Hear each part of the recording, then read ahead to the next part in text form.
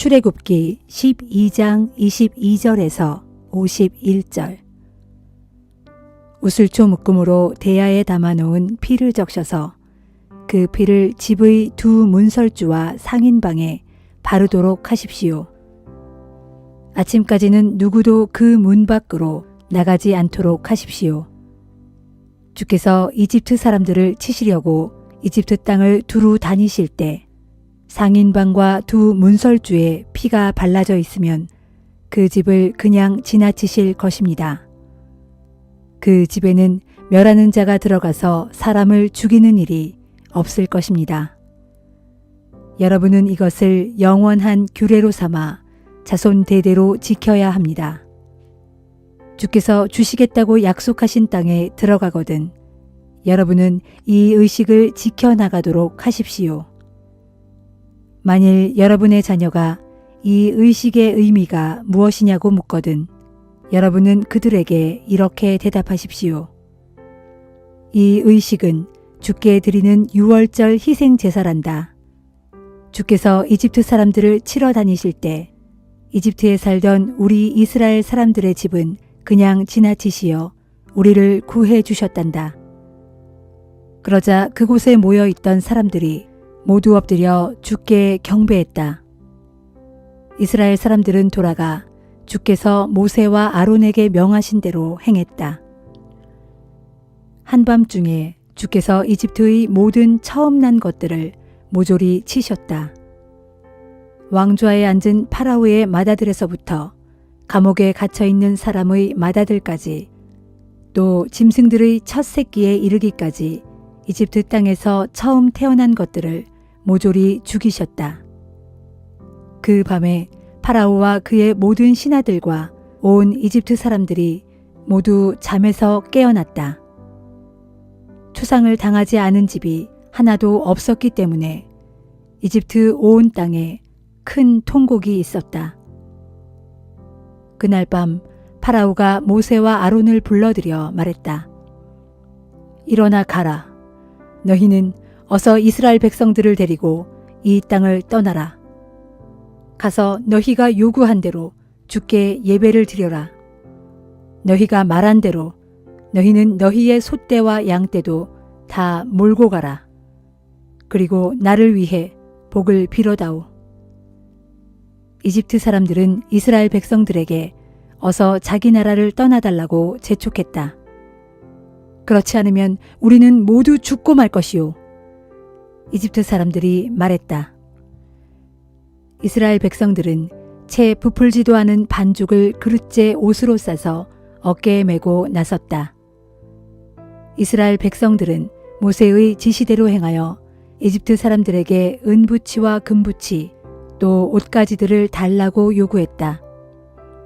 주께서는 이집트 사람들로 하여금 이스라엘 백성들에게 호감을 품게 하셔서 이스라엘 백성들이 요구하는 대로 다 내주게 하셨다. 이렇게 이스라엘 백성들은 이집트 사람들의 값진 물건을 빼앗았다. 이스라엘 백성들은 라암셋을 출발하여 숫곳으로 향했다. 이때 길을 떠난 사람들은 여자와 아이들을 빼고 장정들만 60만 명쯤 되었다. 그 외에 이스라엘 백성이 아닌 다른 민족들 중에서도 덩달아 따라 나선 이들도 많았다. 양떼와 소떼를 비롯한 수많은 가축들도 줄을 이었다. 이스라엘 백성들은 이집트에서 가지고 나온 반죽으로 누룩을 넣지 않은 빵을 구웠다. 반죽에 누룩을 넣지 않은 것은 이집트에서 워낙 급하게 나오느라 음식을 장만할 겨를이 없었기 때문이었다. 이스라엘 백성들이 그때까지 이집트에서 산 기간은 430년이었다. 430년이 끝나던 바로 그날 주의 군대는 모두 이집트 땅을 떠났다.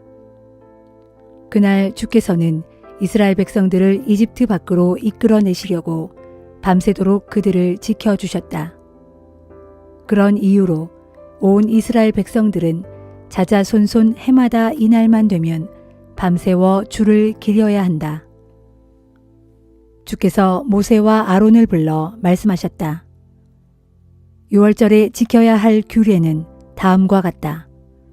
이방 사람들은 아무도 유월절 음식을 함께 먹지 못한다. 너희가 돈 주고 사들인 종에게 할례를 베풀었다면 그 종은 유월절 음식을 함께 먹어도 된다. 하지만 너희에게 임시로 몸붙여 사는 이방 사람과 고용된 품꾼은 유월절 음식을 함께 먹으면 안 된다. 너희는 고기를 집 안에서만 먹어야 하고 집 밖으로 가지고 나가서는 안 된다. 또 그 고기의 뼈를 부러뜨려서도 안 된다. 이스라엘에 속하는 모든 사람들은 반드시 유월절을 지켜야 한다. 너희에게 몸붙여 사는 이방 사람이 유월절을 지키고 싶어 한다면 남자들은 반드시 할례를 받게 해야 한다. 그래야만 본국인과 함께 유월절에 참여할 수 있다. 그러나 할례를 받지 않은 사람은 누구도 유월절 음식을 먹으면 안 된다. 본국인에게든 너희에게 몸붙여 사는 이방 사람에게든 이 법은 똑같다. 온 이스라엘 백성들은 주께서 모세와 아론에게 명하신 대로 행했다. 바로 그날 주께서는 이스라엘 백성들을 군대로 편성하여 이집트 땅에서 이끌어 내셨다.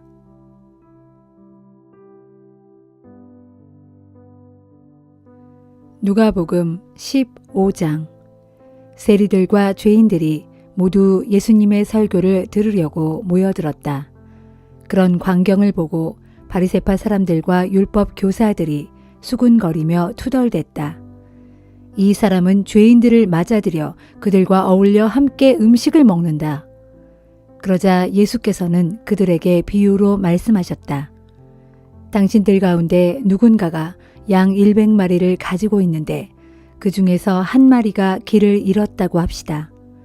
그러면 그는 99마리를 그대로 들에 둔 채 잃어버린 한 마리 양을 찾으러 나서지 않겠소? 그래서 양을 찾으면 그는 크게 기뻐하며 그 양을 어깨에 메고 집으로 돌아와 친구들과 이웃들을 불러놓고 이렇게 말할 것이요. 우리 다 함께 기뻐하자. 잃어버린 내 양을 내가 도로 찾았다. 내가 진정으로 당신들에게 말하겠소. 이와 같이 하늘나라에서는 회개할 필요가 없는 의인 99명보다 회개하는 죄인 한 사람을 두고 더욱 기뻐한다오. 또 어떤 여자가 은화 10잎을 가지고 있었는데 그 중에서 하나를 잃어버렸다면 어떻게 하겠소? 등불을 켜들고 온 집안을 쓸며 부지런히 돈을 찾지 않겠소? 그러다가 돈을 찾으면 그 여자는 친구들과 이웃들을 불러놓고 함께 기쁨을 나눌 것이요. 이와 같이 죄인 한 사람이 회개하면 하나님의 천사들이 크게 기뻐한다오. 예수께서 계속 말씀하셨다. 또 어떤 사람에게 2 아들이 있었는데 작은 아들이 아버지에게 말했소. 아버지, 제 몫의 유산을 미리 나누어 주십시오. 그래서 아버지는 자기 재산을 2 아들에게 나누어 주었소. 얼마 후 작은 아들은 자기 몫을 다 챙겨가지고 먼 나라로 떠났소. 거기서 그는 술과 여자로 세월을 보내는 동안 그 많은 돈을 다 허비해버렸소. 돈은 이미 다 떨어진 데다 그 나라 전역에 심한 흉년까지 들어 그는 끼니조차 제대로 이을 길이 없게 되었소. 그래서 그는 하는 수 없이 그 나라 사람의 어떤 집에 더부살이로 들어가 돼지를 치게 되었소. 그는 너무나 배가 고파 돼지가 먹는 쥐엄나무 열매라도 실컷 먹고 배를 채우고 싶었지만 그것마저도 넉넉히 주는 사람이 없었소. 그제야 제정신이 든 그는 이렇게 말했소. 아, 내 아버지의 집에는 양식이 풍족하여 일꾼들까지도 넉넉히 먹고 남는데 나는 여기서 굶어 죽겠구나.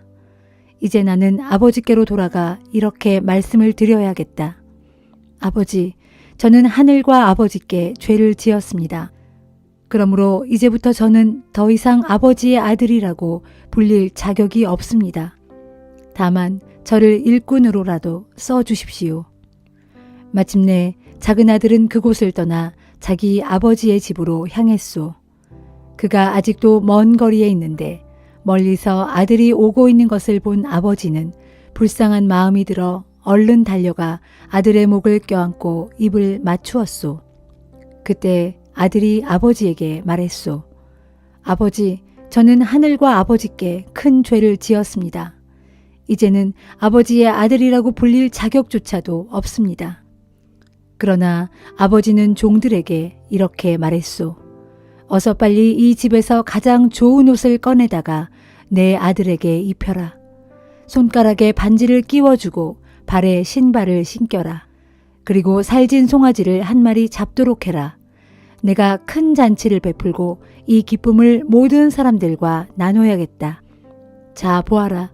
죽었던 내 아들이 이렇게 다시 살아왔다. 내가 아들을 잃었는데 이제는 다시 찾았다. 그래서 그들은 큰 잔치를 벌였소.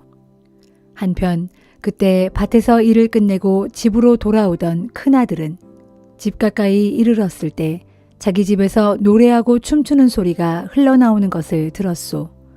그는 종 하나를 불러 자기 집에 무슨 일이 있느냐고 물어보았소. 종이 대답하기를 동생이 집에 돌아왔습니다. 그래서 어르신께서 동생이 무사히 돌아온 것을 축하하시고자 송아지를 잡아 큰 잔치를 벌였습니다. 하였소. 그 말을 듣고 큰아들은 화가 나서 집에 들어가려고 하지 않았소. 아버지가 나와서 달랬지만 큰아들은 아버지에게 투덜거렸소. 아버지, 저는 여러 해 동안 아버지를 위해 뼈 빠지게 일했고 아버지의 말씀을 한 번도 거역한 적이 없습니다. 그런데도 아버지는 지금까지 친구들과 함께 즐기라고 저를 위해 염소 새끼 한 마리조차 잡은 일이 없습니다. 그런데 이게 뭡니까? 창녀들에게 아버지의 돈을 다 써버린 아들이 왔다고 그를 위해 송아지를 잡고 큰 잔치를 벌이시다니요. 아버지가 큰아들에게 말하기를 아들아, 너는 항상 나와 함께 있었고 내가 가진 것들은 모두 내 것이 아니더냐. 그러나 생각해 보아라. 내 동생은 죽었다가 다시 살아왔고 잃었다가 다시 찾았다. 그러니 내가 잔치를 벌여 즐기고 기뻐하는 것이 마땅하지 아니하냐 하였소.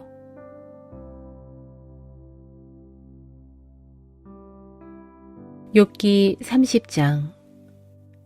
그러나 이제는 나보다 어린 것들조차 나를 우습게 여기네. 예전에는 그 어린 것들의 애비들이 내 양떼를 지키는 개나 붙들고 있었는데 말일세. 하기야 그 애비들은 이미 기력이 쇠하여졌으니 내게 무슨 힘인들 되어 주겠는가. 지금 나를 우습게 여기는 자들이 어떤 자들이던가. 그 자들은 굶주림과 허기에 지쳐서 피골이 상접한 채 풀뿌리로 연명하던 자들이 아니었던가. 그것도 밤중에 황량한 빈 들판을 두루 헤매면서 말일세. 덤불 속에서 자라는 쓴 나물이나 캐먹고 쌀이나무 뿌리로 끼니를 삼았던 자들이었지. 그 자들은 사람 축에도 끼지 못하여 마을에서 쫓겨나고 사람들은 그 자들을 보면 도둑을 내쫓듯 크게 소리질러 멀리 쫓아내곤 했었지.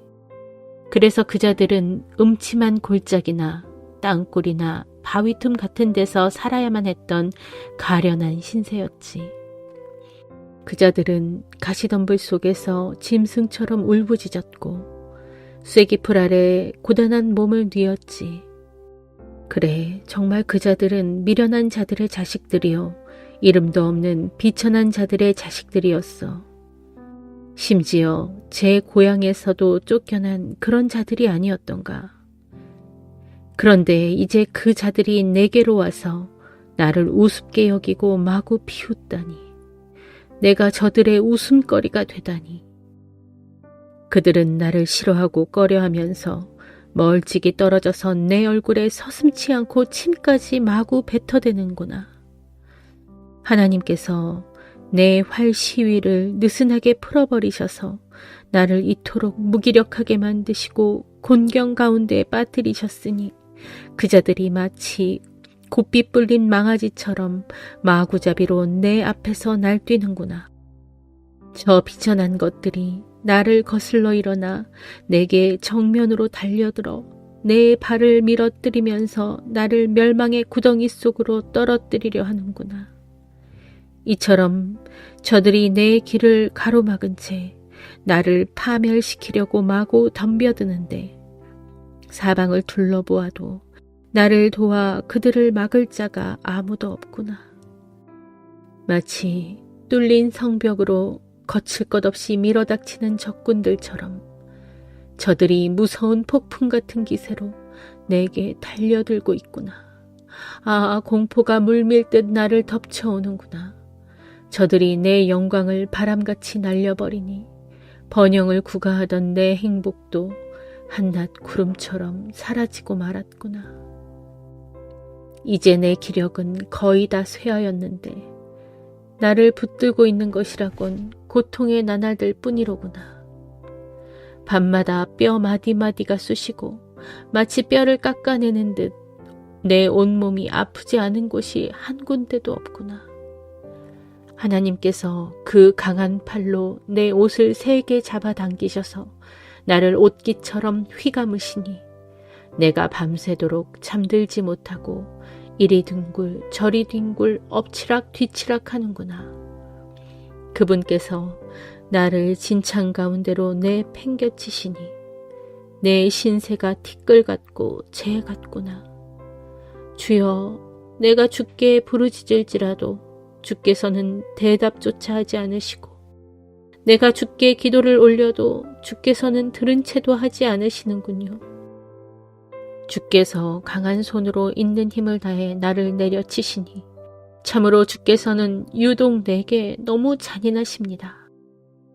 또 나를 들어 올리셔서 강한 바람에 날려가게 하시고 격렬한 폭풍으로 나를 휩쓸어 흔적조차 없이 사라지게 하시는군요. 주여, 나는 이제 압니다. 주께서는 나를 끝내 죽게 하시어 살아있는 모든 자들이 반드시 들어가야 하는 집, 곧 죽음의 집으로 나를 끌고 가시려는 것이 아닙니까? 그러나 주여, 사람이 망해갈 때 어찌 주께 손을 내밀지 않을 수 있겠습니까? 사람이 재앙을 당할 때 어찌 주께 도와달라고 울부짖지 않을 수 있겠습니까? 내가 고난당하는 사람들을 위해 슬피 울어주지 않았던가요? 내가 가난한 자들을 위해 근심하고 안타까워하지 않았던가요?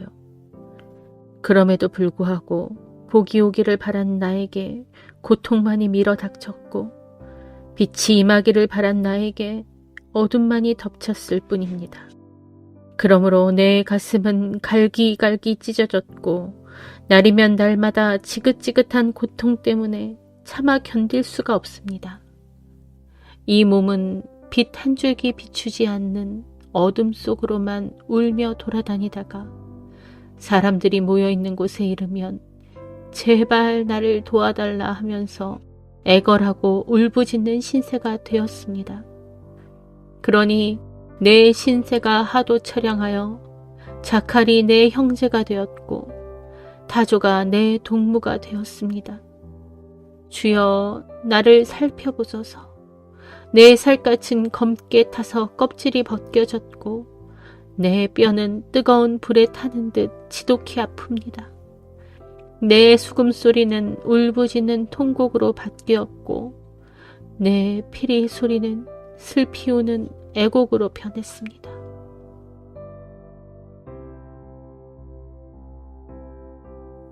고린도전서 16장. 이제 성도들을 돕기 위해 모으는 헌금에 대해 말씀드리겠습니다. 앞서 내가 갈라디아 지역에 있는 여러 교회들에게 말한 것과 같이 여러분도 그대로 따르도록 하십시오. 매주 첫날 여러분은 각자의 수입에서 일부를 별도로 떼어 모아두십시오. 그래서 내가 간 다음에야 헌금을 모으느라 급히 애쓰는 일이 없게 하십시오. 내가 거기에 도착하면 여러분이 선정한 사람들에게 내가 편지를 써주어서 그들을 여러분의 선물과 함께 예루살렘으로 보내도록 하겠습니다. 만일 나도 함께 예루살렘에 가기를 바란다면 그들과 함께 가도록 하겠습니다. 나는 먼저 마케도니아로 갈 것인데 그곳을 거쳐서 여러분에게 갈 생각입니다. 마케도니아에 꼭 들를 일이 있기 때문입니다. 여러분에게로 가면 얼마 동안은 여러분과 함께 지낼 것입니다. 어쩌면 겨울을 거기서 보낼지도 모르겠습니다. 그런 뒤에 여러분은 내가 가려는 곳으로 가도록 나를 도와주시기 바랍니다.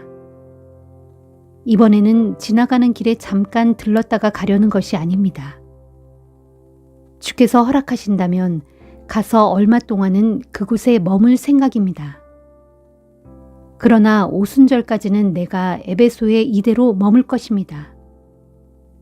이곳 에베소에는 나를 반대하는 사람들도 많지만 복음을 전하고 가르칠 수 있는 문이 활짝 열려 있기 때문입니다. 디모데가 그곳에 도착하거든 그가 여러분과 함께 머무는 동안 아무 불편이 없도록 따뜻하게 영접해 주십시오.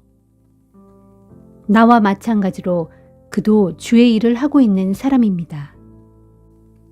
그를 얕보거나 무시해서는 안 됩니다. 그가 여러분과 함께 즐거운 시간을 보내고 평안한 마음으로 내게 돌아올 수 있게 해 주십시오. 나는 다른 형제들과 함께 그를 기다릴 것입니다. 이제 형제 아볼로에 대해 말씀드리겠습니다. 나는 그에게 다른 형제들과 함께 여러분을 방문하도록 여러 번 권했습니다. 그러나 지금은 그가 여러분에게 갈 마음이 전혀 없는 것 같습니다.